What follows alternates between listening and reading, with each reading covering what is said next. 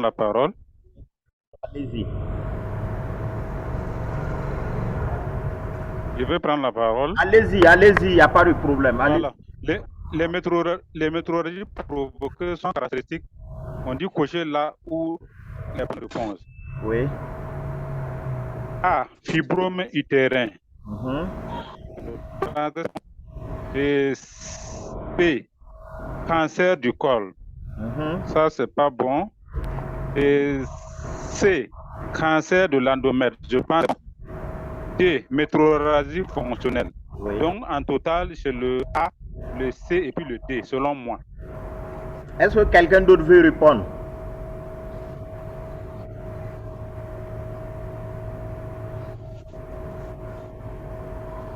Moi, je pense que c'est le A et le B. A et le B. Qui d'autre? Il faut bien lire. Hein. On a dit les métrorragies provoquées. Métrorragie provoquée. Quand on parle de métrorragie provoquée, là, généralement, ce sont des métrorragies qui surviennent. La plupart du temps, c'est à la suite des rapports sexuels. Donc, après les rapports sexuels, la femme va se lever et dire qu'elle saigne. Hein? Donc, métrorragie provoquée, la plupart du temps, ça va révéler un cancer du col de l'utérus. Donc, la bonne réponse, c'est le B seulement. Les autres, les fibromes, les métrorragies ne sont pas provoquées, elles sont spontanées. Hein? De même également que le cancer de l'endomètre sont des métrorragies qui sont spontanées, de même que les hémorragies fonctionnelles. Alors que dans le cas du cancer du col, là, après les rapports sexuels, la femme va se plaindre effectivement de métrorragie. Donc en réalité, c'est ça. Question 2.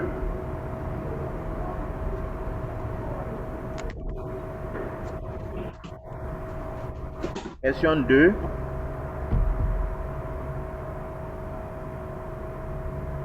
Allons-y rapidement. S'il n'y a pas quelqu'un, moi-même, je vais répondre pour qu'on aille. Parmi les propositions concernant le fibrome et la grossesse, laquelle est fausse? Donc, c'est association fibrome et grossesse. Allez-y. Okay. Alors, parmi ces propositions concernant le fibrome et la grossesse, laquelle est fausse? A. Le fibrome peut gêner l'évolution de la grossesse. B. Au 4e trimestre, il faut faire une myomectomie. Je pense que c'est le B. Le B. Maintenant, le C, on dit la nécrobiose aseptique est fréquente. Le D, on observe des présentations anormales. Selon moi, je pense que c'est le B. Le B, ok. Oui. Les autres? Je voyais Zibari qui a levé la main. Oui, effectivement, c'est pour donner la même réponse. Le B. C'est B qui est fausse. Voilà, c'est B qui est fausse selon moi aussi. Voilà, donc on a demandé la fausse réponse. Sinon, effectivement, au cours de l'association myome et grossesse, le myome peut gêner l'évolution de la grossesse. La nécrobiose aseptique, elle est assez fréquente et on observe le plus souvent des présentations qui sont anormales. Mais au cours de l'association myome et grossesse, là, on fait notre césarienne tranquillement, on laisse le myome là-bas. Voilà, on ne touche pas les fibromes au cours de la grossesse. Donc ici également, la bonne réponse là, c'est effectivement la lettre B. Donc c'était ainsi qu'il fallait procéder. On peut continuer. La question 3, très rapidement. Oui, vas-y Zibaré. Ok, la question 3, bon, est-ce que c'est la peine de lire tout? Bon, oui. Bon, la question 3, moi j'avais choisi, c'est un décollement prématuré du placenta. Et c'est un décollement prématuré d'un placenta normalement inséré. La lettre B. Ok, donc puisque là on a dit que c'est une femme qui avait été césarisée lors de sa première grossesse. Voilà, elle est reçue en urgence 34 semaines d'aménorrhée. Elle a un état de choc. Elle a une hémorragie faite de sang noirâtre. Et l'examen retrouve une hypertension à 16-10, une contracture utérine. On demande quel peut être effectivement le diagnostic. Et lorsqu'on regarde, ça fait effectivement ce qu'on appelle l'HRP. Et l'HRP en français facile, c'est effectivement le décollement prématuré d'un placenta normalement inséré. Donc 3, la bonne réponse est effectivement le B. Question 4. Question 4. Sana Awa, dit Jeanne Koum. On va parler de ce nom après. Quel est le lieu habituel et classique de la fécondation? Les bonnes réponses. Oui. A. Fond utérin. B. Pavillon de la C. Tiers interne de la trompe. D. Tiers externe de la trompe. La bonne réponse est C. C. Donc la fécondation habituellement. Désolé. La connexion nous joue de sale tour. Hein. Donc on dit tiers interne de la trompe, tiers externe de la trompe. Et elle a choisi C. Ou bien c'est D. C'est C. Tiers interne de la trompe. Oui. Ah bon. Les autres.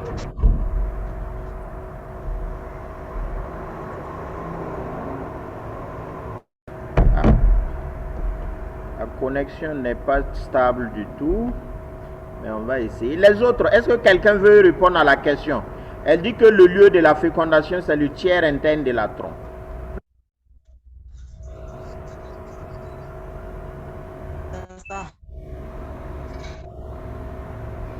Zibare, on peut accepter le tiers interne de la trompe? Voilà, j'ai choisi aussi la lettre C. En tout cas, c'est ce que j'ai coché. Ah bon, hein? Oui. Les autres, c'est bon? Comme c'est un peu léger.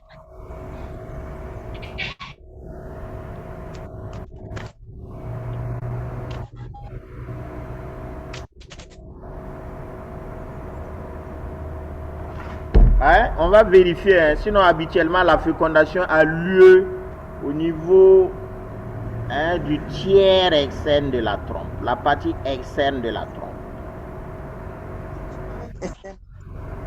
Ok? On pourra donc vérifier. C'est comme ça. Oui, on avait vu la question même la fois passée. Voilà. Ça a été dit que c'est au niveau du tiers externe de la trompe. C'est ça. Donc c'est vrai que quand on voit interne, on voit à l'intérieur de la trompe, mais habituellement c'est au niveau du tiers externe. Puisqu'on divise la trompe en 3, il y a la première portion, il y a la portion également qui est au milieu, et il y a la partie externe avec le pavillon et autres. Donc c'est comme ça qu'il faut voir, mais ce n'est pas l'intérieur là que l'on parle. D'accord, la vitamine K1, c'est un nouveau-né.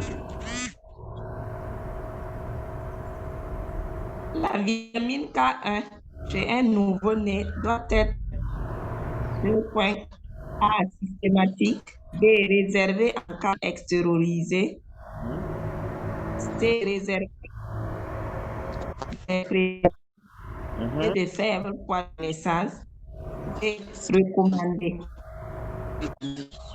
J'ai coché A systématique. Voilà, je pense que c'est ce que les pédiatres nous disent. Hein. L'administration de la vitamine K1 elle doit être systématique.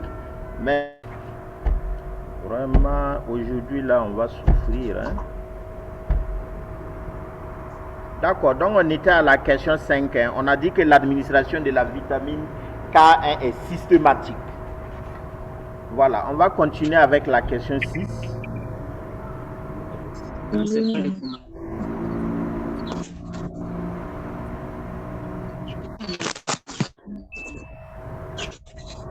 Quelqu'un veut aller? Allons-y rapidement, comme la connexion aussi est défectueuse.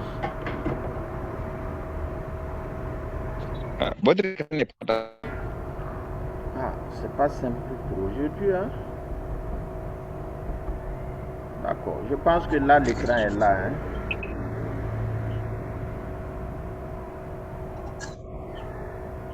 Voilà, donc question 6.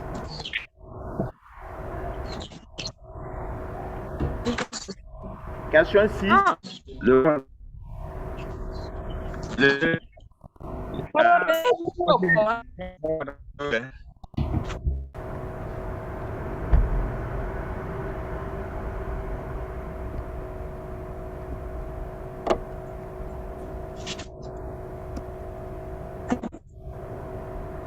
Question 6.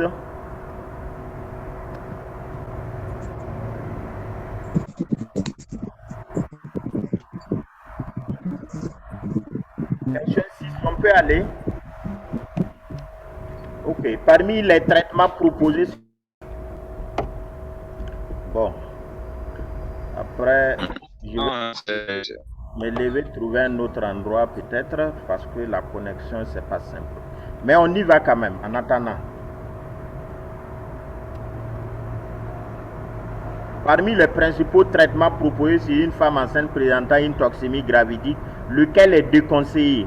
Un régime normosodé, des diurétiques, des antihypertenseurs, des bêta-bloquants.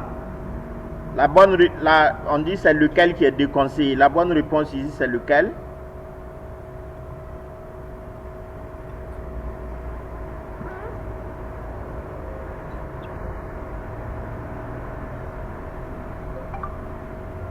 S'il vous plaît, allons-y rapidement. Celui qui veut prendre la parole, prenez la parole, on va aller. Ok, donc ici, la bonne réponse est B. Donc c'est... Bon. Je pense que si ça continue, je vais me lever, trouver un endroit plus... Peut-être que là où je suis, la connexion est bizarre.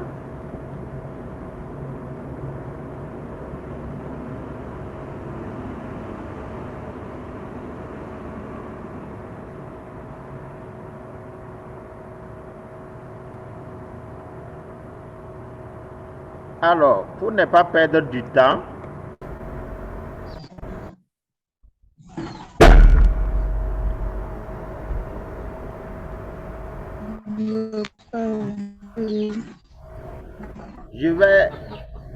je vais arrêter, sortir, trouver un autre endroit, m'installer et puis on va reprendre. Parce que là, je vois que peut-être qu'à la maison, la connexion est bizarre. Je vais sortir, trouver un autre endroit et puis on va reprendre tranquillement. Donc, donnez-moi 15 minutes.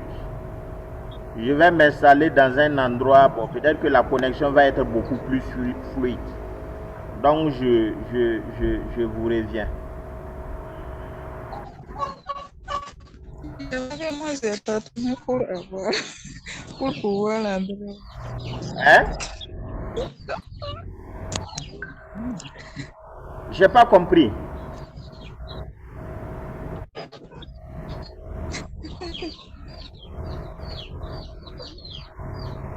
Est-ce que quelqu'un parle? J'ai dit que bon, je suis dans un endroit, en tout cas la connexion ça coupe beaucoup. J'ai dit, oui. J'ai dit, pour l'écran là, c'est pas aussi nécessaire comme ça. Comme on vous entend là. Allô? Oui. Allô?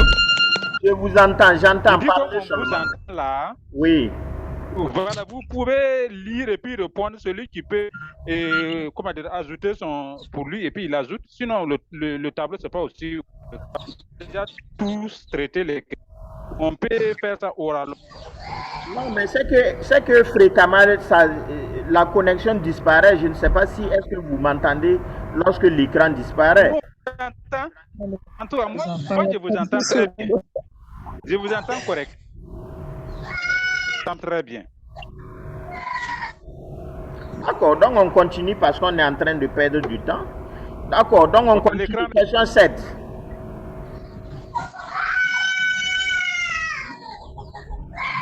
Est-ce que les gens peuvent fermer les la question 6, la réponse pas?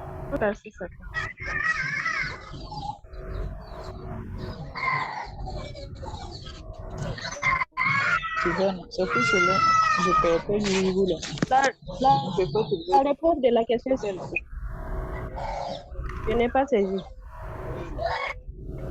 Quelle question? La question 6. La question 6, c'est les diurétiques qu'il ne faut pas donner. C'est le B. B. La question ici, c'est le B. 7, on y va.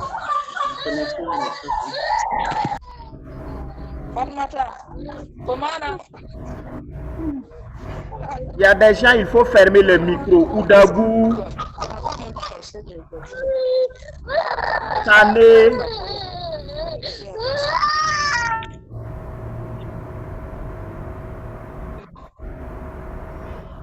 Si vous ne parlez pas, fermez vos micros, sinon vous indisposez tout le monde. Pour fermer le micro, vous regardez à gauche, vous allez voir quelque chose comme un micro. Vous cliquez dessus, ça se ferme. D'accord, on y va, la question 7. Allons-y rapidement.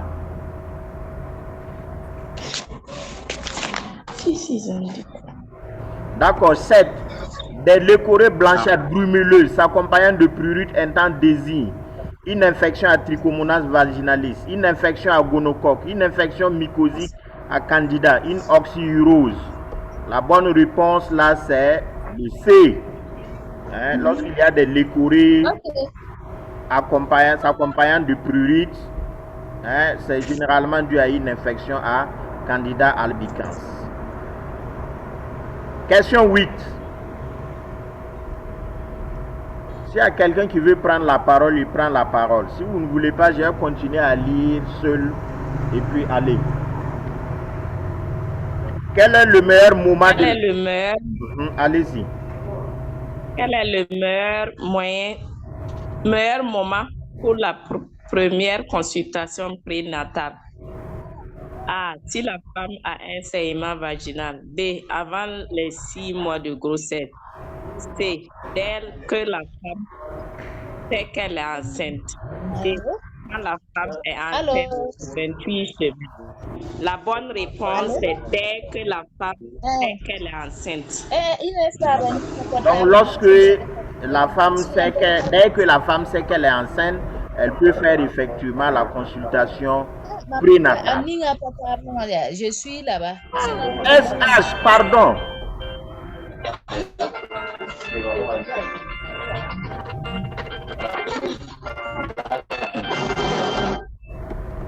Sinon, on va mettre des gens dehors. Et si on vous met dehors, là, vous ne pouvez pas revenir. Donc, fermez les micros. Question 9. Allez-y, Zibaré. Zibaré, vas-y, question 9. Zibaré qui a levé la main. Bon, ok, 9. La détection précoce des complications et maladies implique. Ça, c'est toujours, nous sommes en consultation prénatale. Hein.